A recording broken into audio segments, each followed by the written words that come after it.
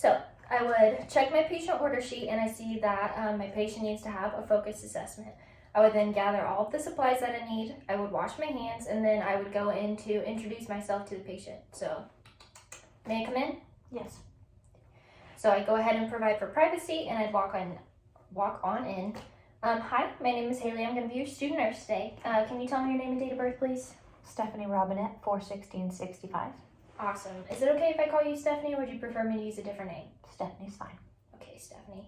So today we're going to be doing a bit of a focus assessment. Okay, so I heard that you might have some stomach pain, at least that's what I saw on the chart. So before that, I'm going to be checking your vitals and doing everything like that, and then we'll get back to that.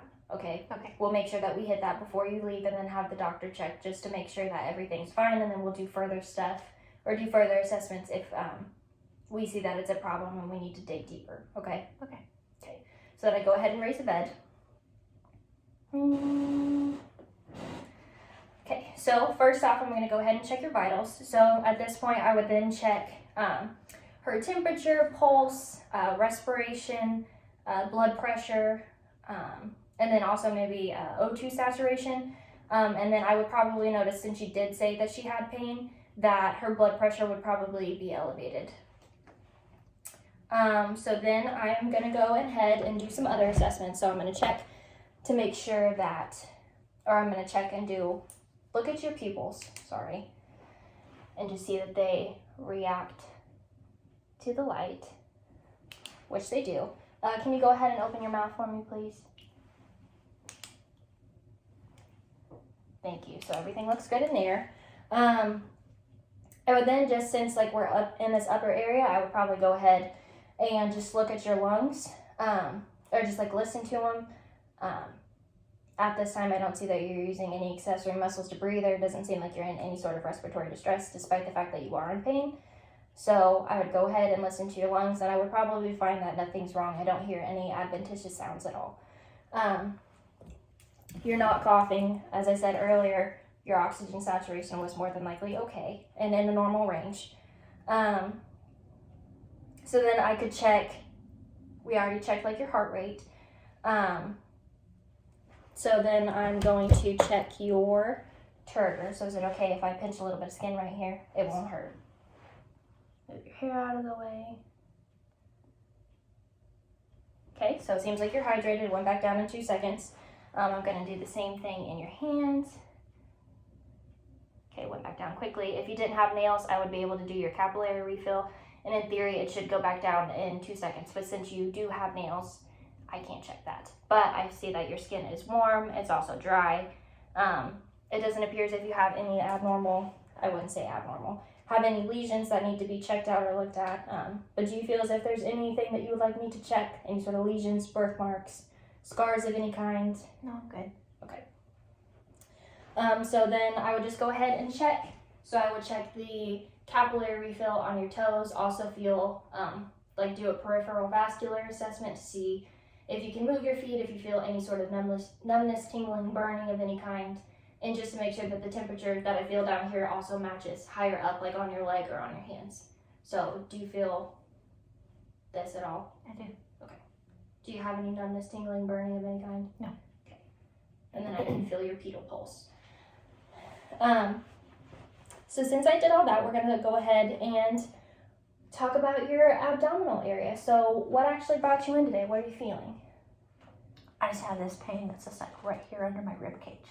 It's right here. So can you explain to me what that feels like? It's like the descriptive words. Is it a sharp pain? Is it a dull pain? How long does it typically last? Does it go away? Does it stay all the time? It goes away. I'd say like when I know that it's there, when I press on it, it's very uncomfortable. I notice it more when I'm laying down at night. It's not to say that it's not there during the day, but I notice it more when I'm laying down at night. I can definitely feel it. So is it more up under your ribs, or is it actually your abdominal area? It's kind of like just or right in this, like where it has a V, like kind of the crest area. Right there where the V is. Okay. So do you notice it more like after you eat? No. No? No. Okay. Have you had a bowel movement recently? Have you gone to the bathroom? Early this morning. Early this morning. So how often do you normally go to the bathroom? Like, is that normal for you to only have once between, what time was that?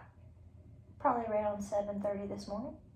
Okay, so is it normal to only have about one bowel movement from 7:30 to about 4 o'clock? Yes. Yeah. Okay, so that's not out of the That's ordinary. not out of the ordinary. Okay. Have you peed lately?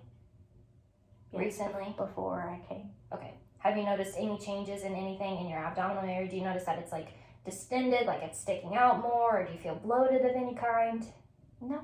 No. So it's just that pain? It's just that I won't necessarily classify it as pain. It's uncomfortable. It's, Maybe like a pressure? yes, Okay. So you said you feel that mostly at nighttime? at nighttime. Okay. So does it go away then, I'm assuming? It comes and goes. It yes. comes and goes. Okay. Okay. All right. So how, like, what kind of pain do you think it is? Like on a scale of 1 to 10, or let's say 0 to 10. 0 being it's really not that painful, there's no pain at all, to 10 is the most excruciating pain you've ever felt.